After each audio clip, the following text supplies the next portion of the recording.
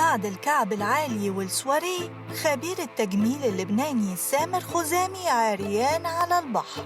سامر خزامي خبير التجميل اللبناني مصمم إنه يتجاوز كل الخطوط الحمراء بعد ما أعلن عن ميوله الجنسية من فترة قصيرة، وبدأ يلبس ملابس حريمي وفساتين سواريه مثيرة. سامر قرر المرة دي إنه يقلع ملابسه بالكامل ويعمل سيشن تصوير في مكتبه وهو عريان، ونزل كل صوره على صفحته على الانستجرام. ومش كده وبس، ده نشر صورة ليه على البحر ظهر فيها بظهره وهو عريان. سامر خزامي من أشهر خبراء التجميل العرب، ومعروف بمهارته ومشهور بصداقته مع النجمات زي أصالة ونانسي عجرم وإليسا، وكان راجل طبيعي جدا وسيم وشيك. بس فجأة قرر يعلن عن ميوله الجنسية وبدأ يلبس ملابس نسائية، وبدأت الحكاية تكبر معاه. متابعين سامر اللي عددهم أكتر من 2 مليون شخص بدأوا في السخرية منه بعد ما بدأ ينشر صوره الغريبة على الانستجرام،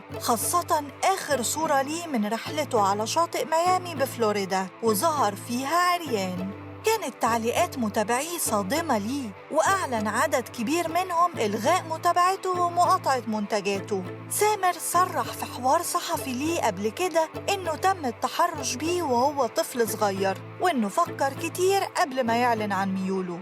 بعض متابعين سامر طلبوا من النجمات نانسي عجرم وإليسا ونجوى كرم عدم التعامل معاه تاني لأنه شخص مثير للجدل دايماً. النجمات سكتوا ورفضوا التعليق، ولكن في معلومات بتقول إن أصالة لغت متابعته وقررت مقاطعته، وإنها ما تتعاملش معاه تاني وتشوف بديل له يعمل لها مكياج حفلتها.